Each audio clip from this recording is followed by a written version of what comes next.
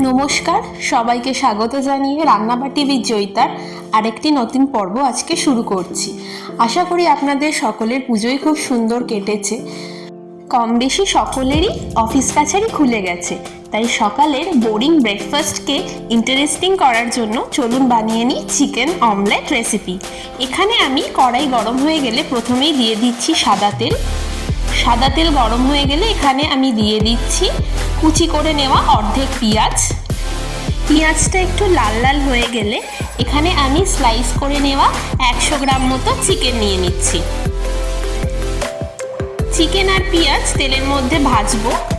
খানিকটা ভাজা হয়ে গেলে এখানে আমি দিয়ে দিচ্ছি স্বাদ মতো নুন, দিয়ে দিচ্ছি ছোট চামচের 1 চামচ হলুদ গুঁড়ো, ছোট চামচের 1 চামচ লঙ্কা গুঁড়ো আর ছোট চামচের 1 চামচ জিরে গুঁড়ো।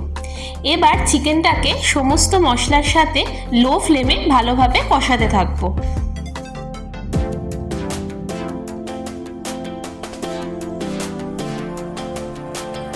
পাঁচ ছ মিনিট মশলার মধ্যে চিকেনটাকে কষানোর পরে এখানে আমি দিয়ে দিচ্ছি বড় চামচের 2 চামচ মতো টমেটো কেচাপ, দিয়ে দিচ্ছি বড় চামচের 1 চামচ মতো সয়া সস। এবার এই সসগুলোর মধ্যে চিকেনটাকে ভালোভাবে নাড়াচাড়া করে নেব।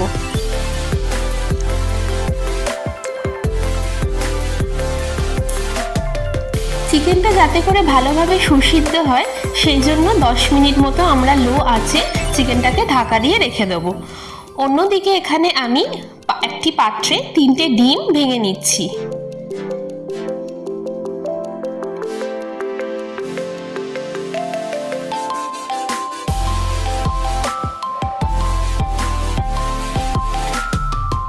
ডিমের মধ্যে দিয়ে নিচ্ছি 1 চিমটে নুন, ছোট চামচের 1 চামচ মতো হলুদ গুঁড়ো আর ছোট চামচের 1 চামচ জিরে গুঁড়ো। এবার এই সমস্ত কিছুর সাথে ডিমটাকে ভালোভাবে ফেটিয়ে নেব।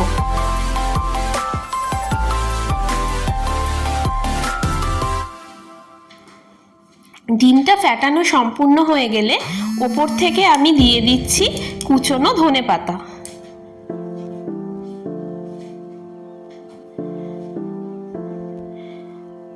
অন্যদিকে চিকেনের ঢাকাটা খুলে দেখব চিকেনটা এখানে বেশ ভালো মতো সুসিদ্ধ হয়ে গেছে।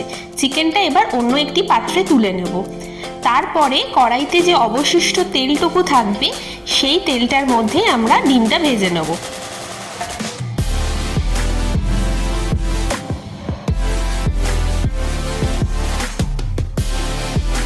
ডিমটা যখন পুরোপুরি জমেনি সেই অবস্থাতে চিকেনের টুকরোগুলো আস্তে আস্তে আমরা ডিমের অমলেটের ওপরে স্প্রেড করে দেবো। ডিমটা যদি সম্পূর্ণ জমে গিয়ে থাকে তাহলে কিন্তু চিকেনের এই পিসগুলো অমলেটের সাথে আটকাবে না।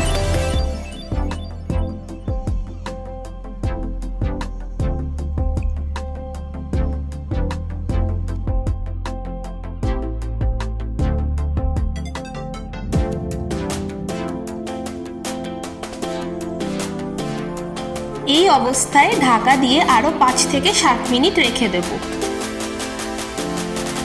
ঢাকা খোলার পরে দেখব চিকেনগুলো বেশ ভালো মতোই ডিমের সাথে আটকে গেছে।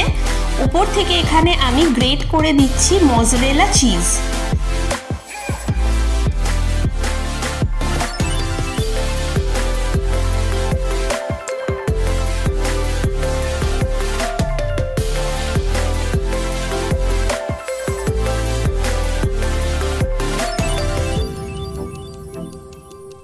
এবার আবারও গ্যাসটা লো করে 5 মিনিটের জন্য ঢাকা দিয়ে রেখে দেবো, যাতে করে চিজগুলো ভালোভাবে মেল্ট হয়ে যায়।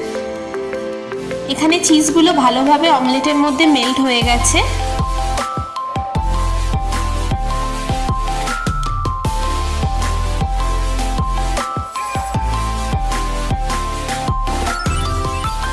তৈরি হয়ে গেছে চিকেন চিজ অমলেট।